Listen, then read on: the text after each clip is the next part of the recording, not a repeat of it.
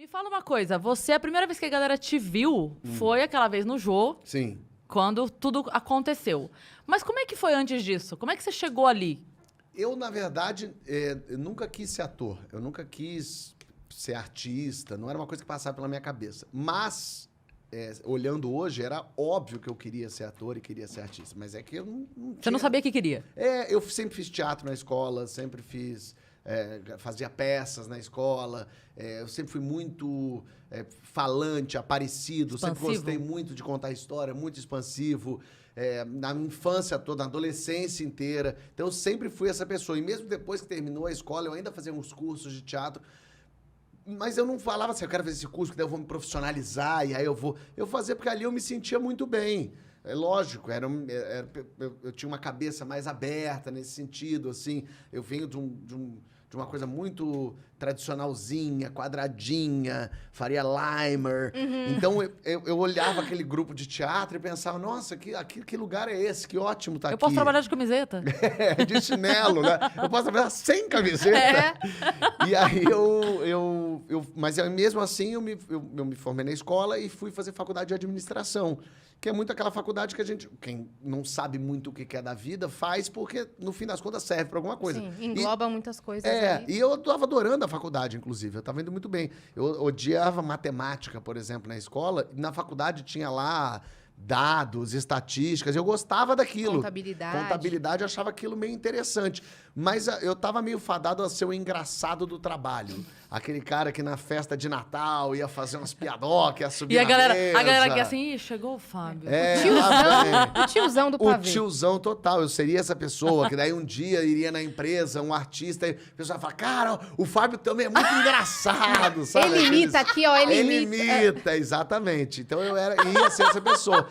E na faculdade, na SPM, eu tava sendo já essa pessoa. Porque eu ficava nos intervalos fazendo piada pra todo mundo, eu narrava jogos como o Paulo Bonfá e o Bianchi faziam, que eu era muito fã, sou fã, mas naquela época eu era fã do Rock Bola, então eu narrava os jogos da faculdade, como eles narravam, da MTV, sacaneando né? as pessoas. Da MTV.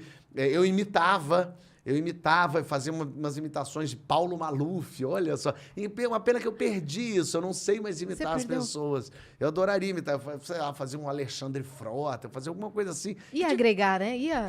Me ajudava ali a fazer uma Zé Graça com o povo. E eu fazia umas imitações também da minha cabeça, da Monga. Aqui é Conga, mulher gorila, ou é a Monga? Monga. Aqui no Rio é a Conga. Aí fala Monga, o pessoal acha, inclusive, que é meio politicamente incorreto falar. Eu falo, não, mas aqui em São Paulo é a Monga. Era a o Monga. nome dela. Mas no Rio é a Conga. Ah, Conga. A mulher gorila. E aí eu fazia a narração da transformação da Monga. Era uma coisa muito louca. Eu fazia até na escola. Porque eu estudei na mesma escola durante a vida inteira. Da primeira série ao terceiro colegial. E no meio do terceiro, no Nossa Senhora do Morumbi. Que eu amo esse nome Nossa Senhora do Morumbi, porque Nossa Senhora tem tanto lugar pra ir, mas ela foi ao Morumbi. Porque ela sentiu que o Morumbi tava precisando dela. Morumbi tem uma Nossa Senhora só dele. Ela falou, será que eu tão vou longe que tem uma Nossa Senhora será só que eu pra vou pra isso? Eritreia salvar o pessoal? Não, eu vou ao Morumbi. Abençoar aqueles branquinhos, héteros, cis, todos riquinhos que estão na escola. E aí a Nossa Senhora do Morumbi, eu estudei lá, que era uma escola muito legal, de verdade.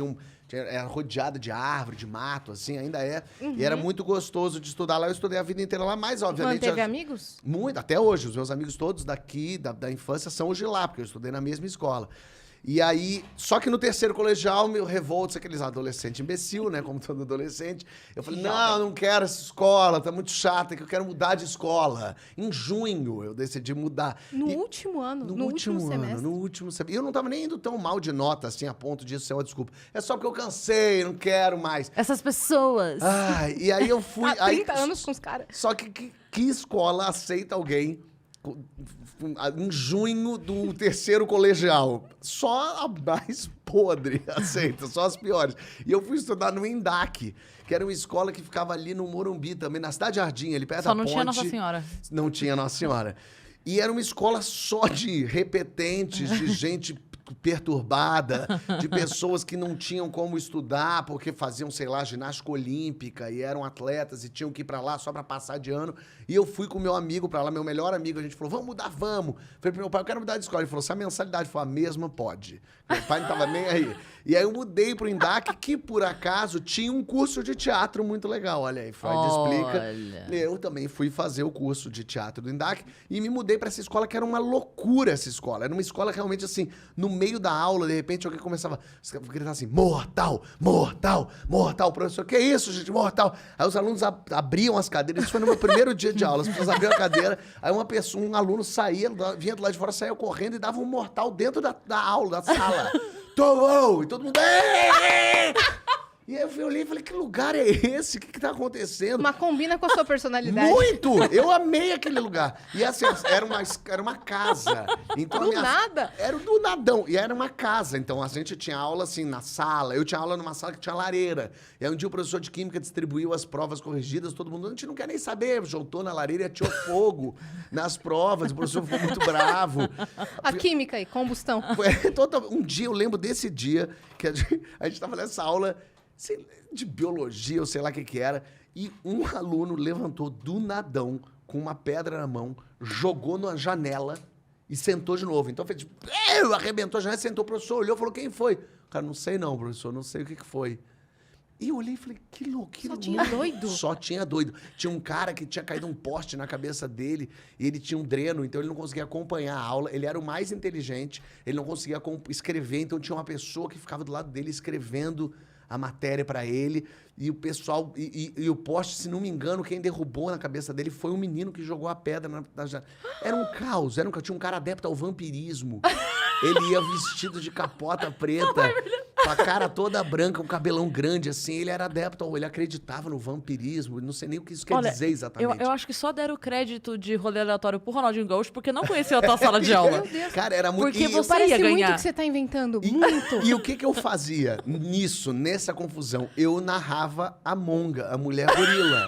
No meio da aula do professor de matemática. Com certeza a diretoria analisou o currículo dele.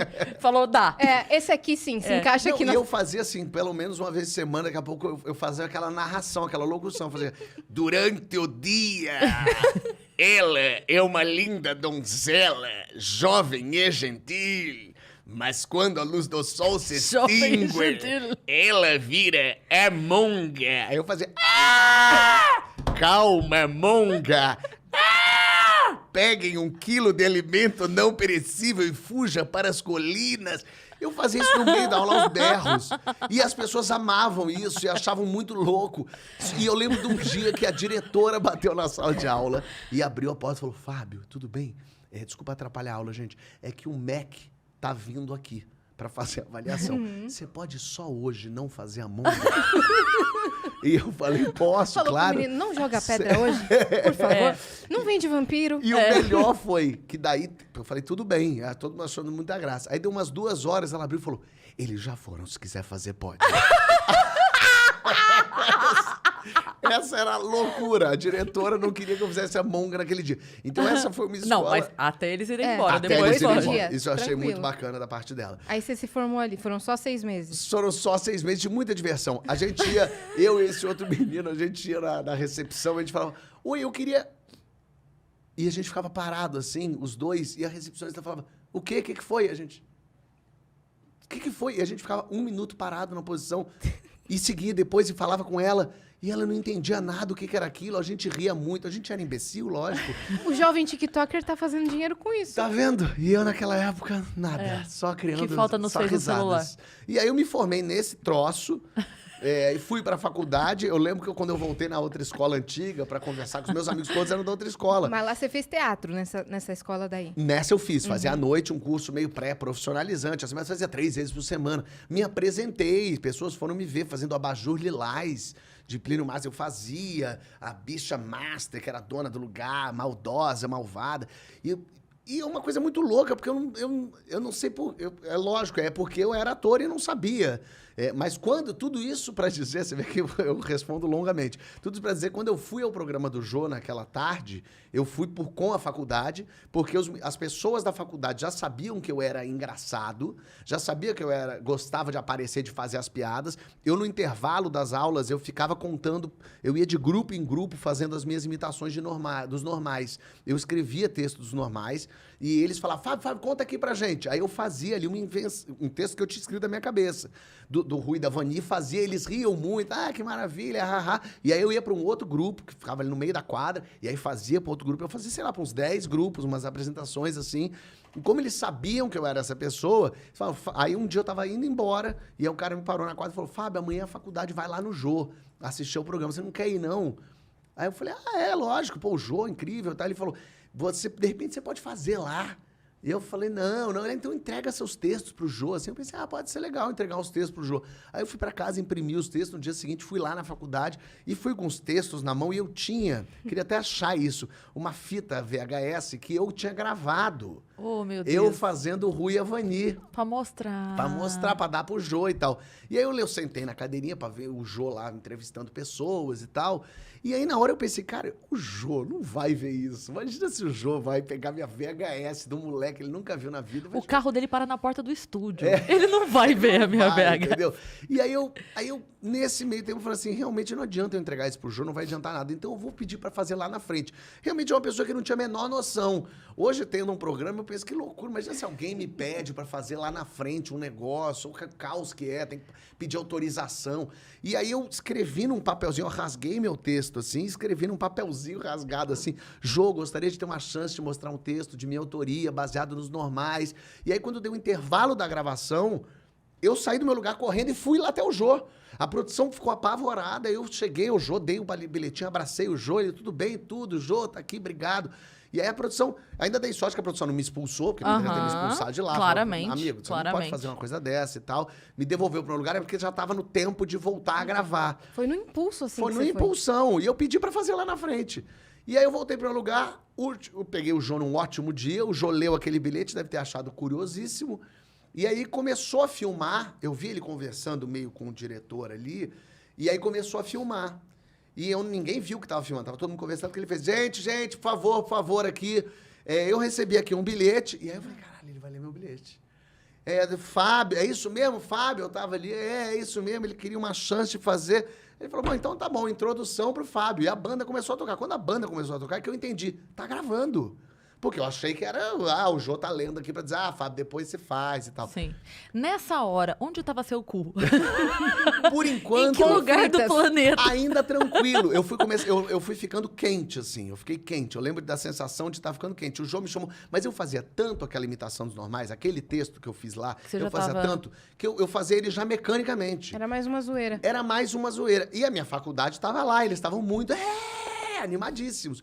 Então, o Jô me chamou... Você tinha um bom material e você tinha torcida. Então, você estava um pouco ajudava. mais... Sim, bom sim. material na minha cabeça, obviamente, que funcionava ali, porque eu nunca tinha escrito nada. Não, mas eu digo assim, quando a gente vai escrever uma piada pro palco, você testou, funcionou 5 Exatamente. vezes, é bom. Perfeito. Então, você tinha passado um grupo, todo mundo riu, é bom. Vou fazer então... lá na frente. Exatamente. E aí eu lembro de o Jô, você, o que você faz? Então, então tá bom, o palco é seu.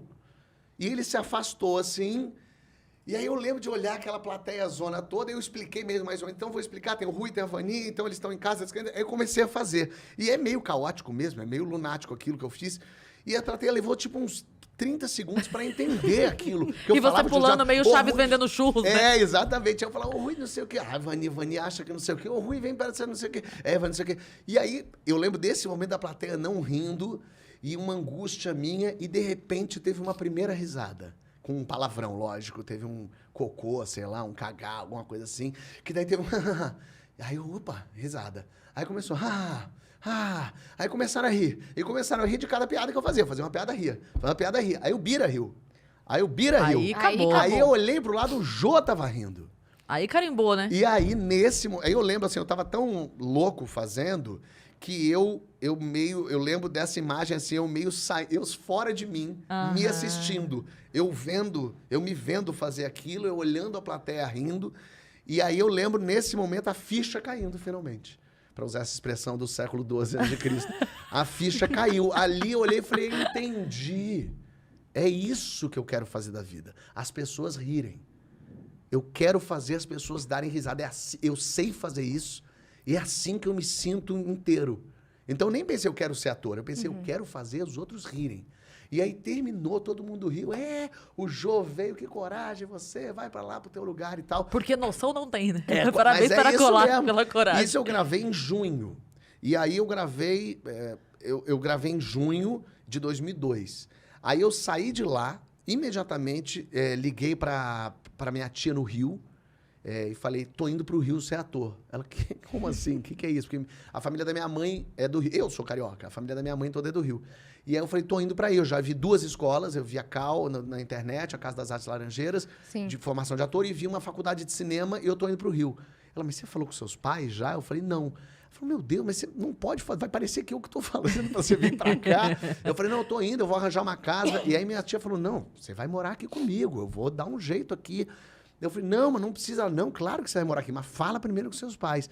E aí eu fui avisando as pessoas, eu deixei meus pais por último, e foi muito curioso, porque esse meu jeito de ser, de fazer teatro, de ser engraçado, de narrar coisa, de fazer amonga, meus pais não faziam a menor ideia disso. Então, quando eu falei pra eles... Em casa você não era assim. Não, eles tomaram um susto. É como se agora a Cris, amanhã, falasse pra você, então, eu vou virar veterinária, tô indo embora. Aí você vai falar, mas da onde? Não, eu tenho uma clínica há 8 anos. Há 8 anos eu cuido de cavalos, eu castro boi. Aí você, caralho, como assim? Então, meu Então pai... foi até bom você tocar nesse assunto. E aí meu pai, eu lembro, meus pais eram separados, ainda são, e aí eu fui falar primeiro com meu pai, e aí eu falei, eu vou fazer pra você o que eu fiz no Jô. E aí eu imitei, fiz os normais pra ele. E eu lembro dele falando assim, ele falou, olha, eu não sei se isso é bom ou ruim, eu sei que isso é igual ao que eu vejo na TV.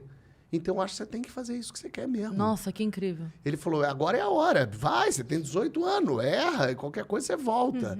E aí eu fui falar com a minha mãe, que também tomou o maior susto da vida dela, falou, como assim? E aí eu imitei também pra ela.